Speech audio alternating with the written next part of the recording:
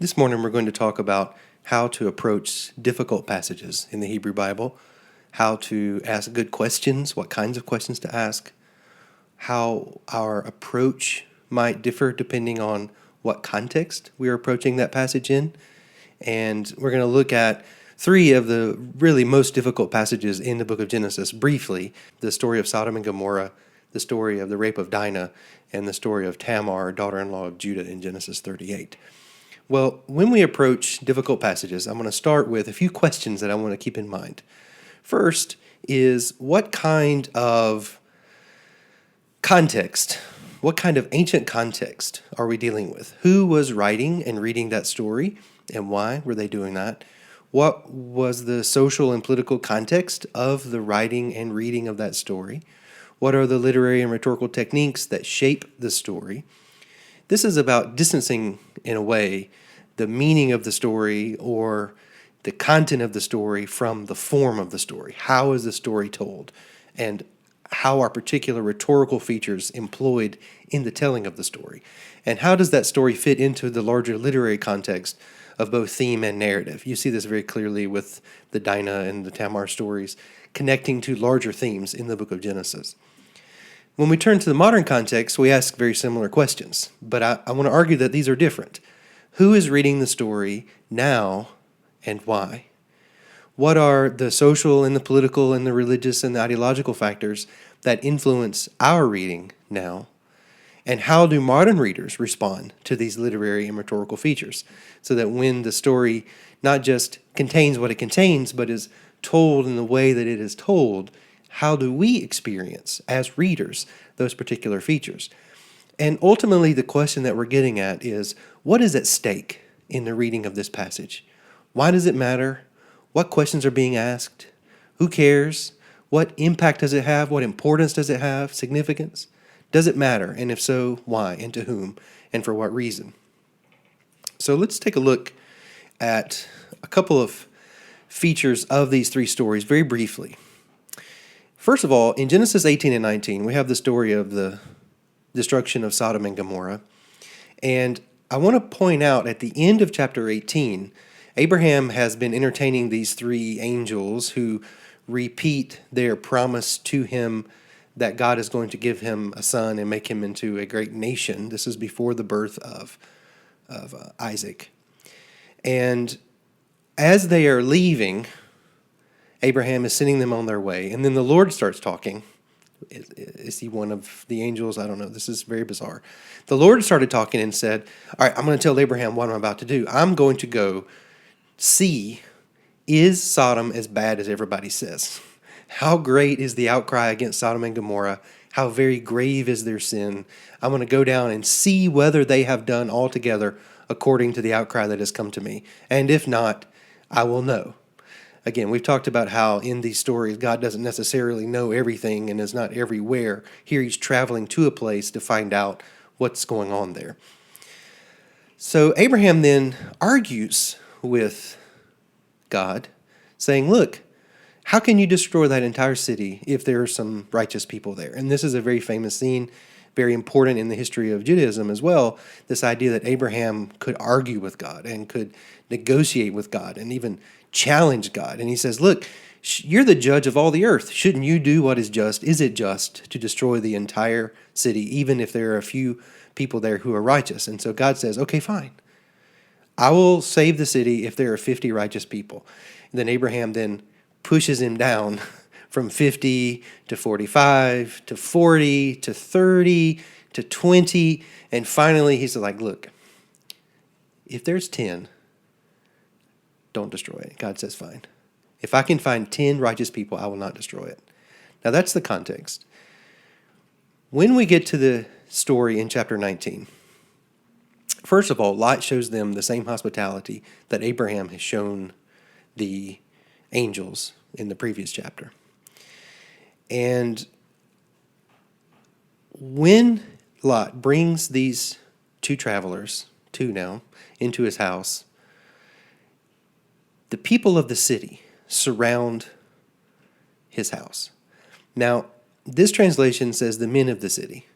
Now, I want you to note that the term that's used here is a plural term that could refer to not only the men, but in fact all the people. And it says specifically that the young and the old, all the people, to the last person, to the last man, to the last one, to the end, it says in Hebrew. And when they gather around the city, we have this idea that it's all the men. But think about that story where it says God is going to establish the guilt of the entire city. The point of this verse, of verse 4, is that it's everyone.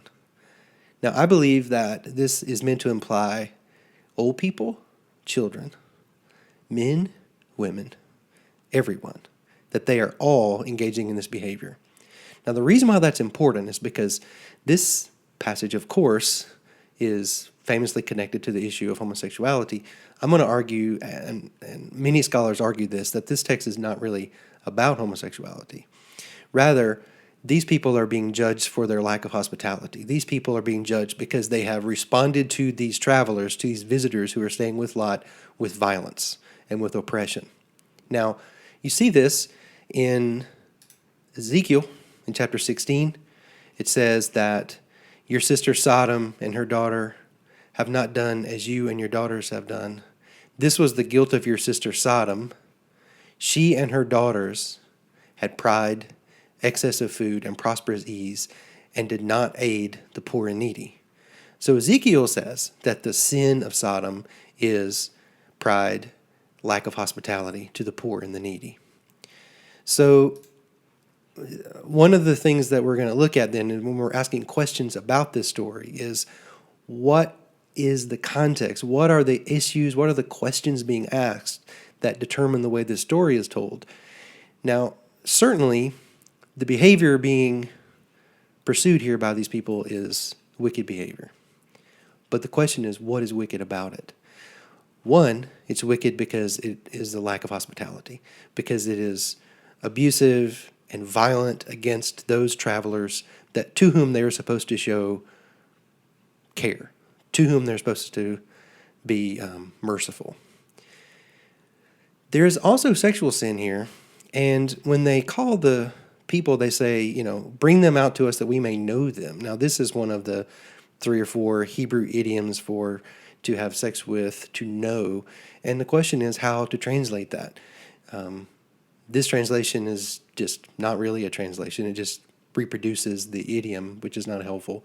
The question is, what are they doing? What are they trying to do? What are they hoping to do? How would we translate it? Make love? Have sex with? I think the best translation here is rape, so that we may rape them. So, and as we know from the discussions around sexual violence, that this is not even then about sex, but rather about violence, about domination, about oppression. In Genesis 34, the question that comes up also has to do with Israel and her neighbors. First, a non-Israelite violates Dinah, the daughter of Jacob. Now, again, lay with her, shakav, to lie with, is another idiom for to have sex with, and it's sort of, how do we translate this? And the thing that's translated here as by force is the Hebrew word anah, which means more to humiliate, to afflict in some way. So I'm not entirely sure that the best translation is he lay with her by force or had sex with her by force, or he raped her, as we saw in Genesis 19. I think a better you could argue that their relationship was consensual and that he debased her or humiliated her by having sex with her outside of the normal bounds of marriage.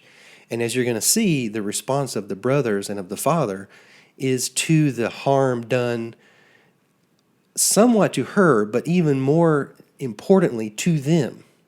And by having sex with her, he has not only humiliated her, anad her, but he has stolen from them, because she and her sexuality belong to her father and to the men in her patriarchal family.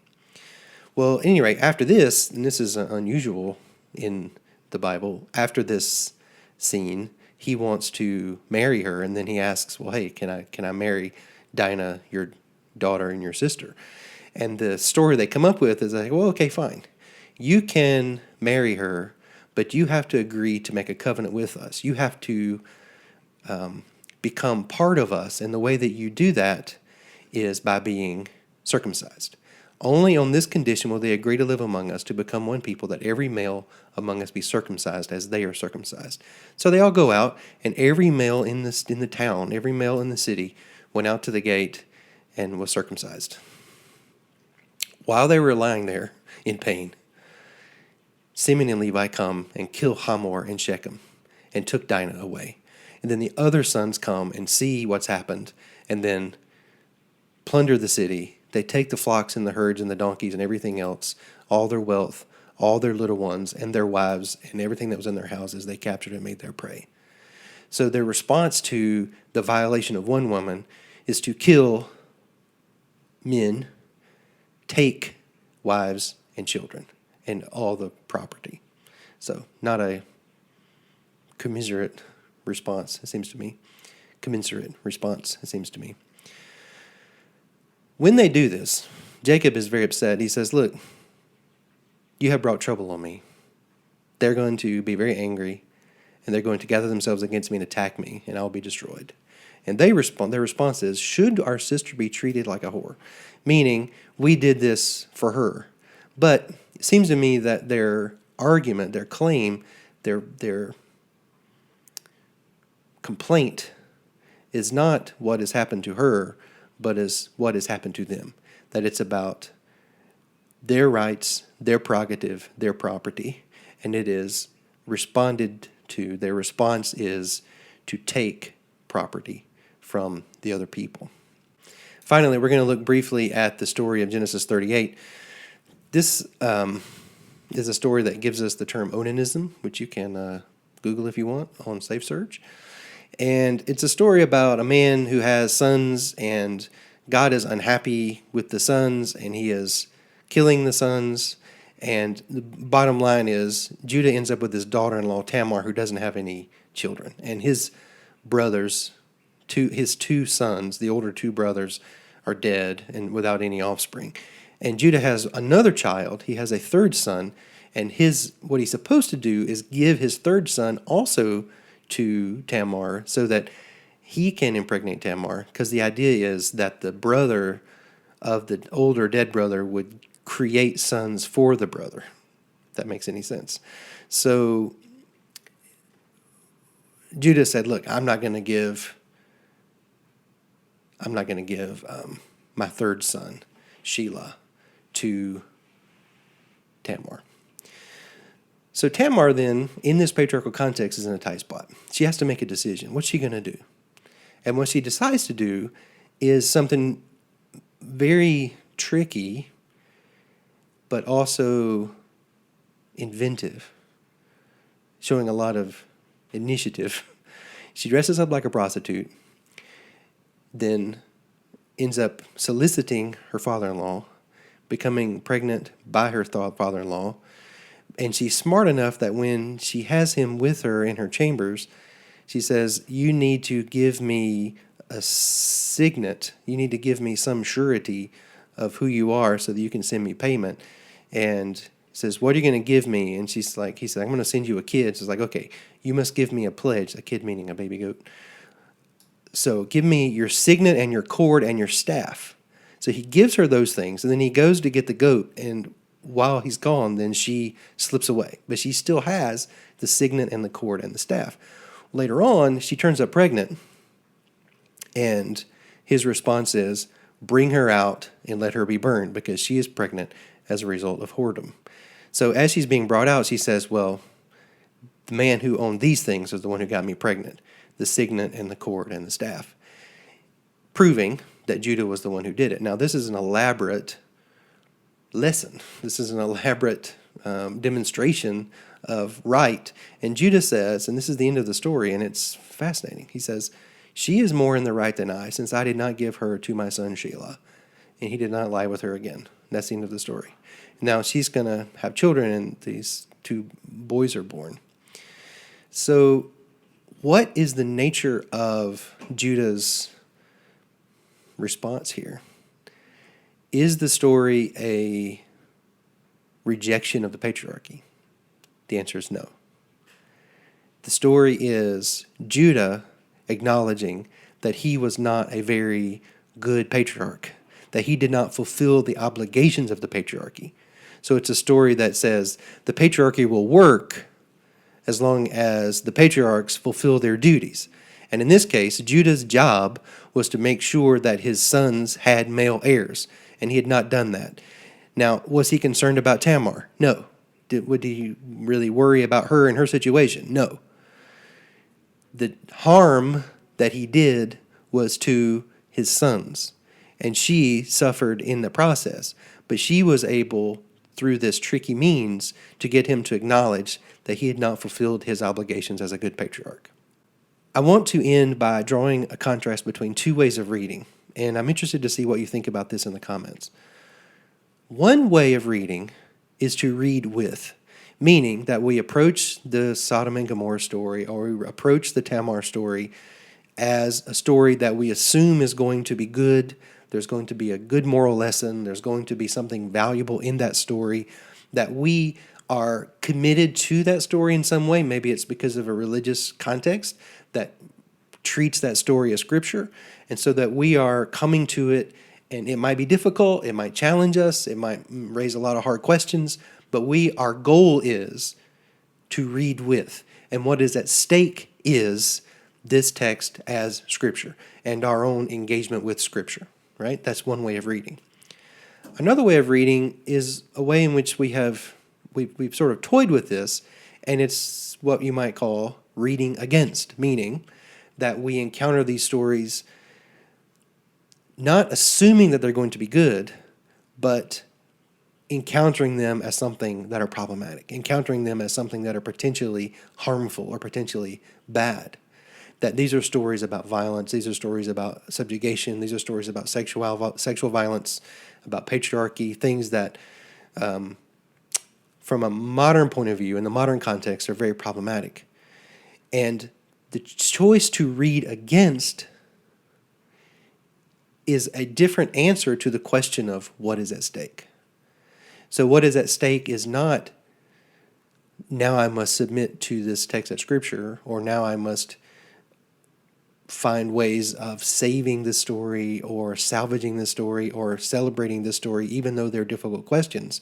But to read against is to say what is at stake is contemporary political, social, religious, ideological concerns. What is at stake is a world in which women are subjugated, a world in which women are still the victims of sexual violence, a world in which patriarchal notions still have an inordinate effect on organization in the families and in the workplace and in churches and other religious communities. So the question of reading against then is a question of, do we start from the perspective of freedom to critique, to say, no, this is a bad story? And that's the question that I have for you. When you read stories like this, difficult stories, when do you or when should you approach it as a good story with problematic elements? And when should you or when do you approach it as a story that needs to be rejected, a story that needs to be deconstructed, a story that needs to be resisted as part of our corporate, collective reading practices in the modern world?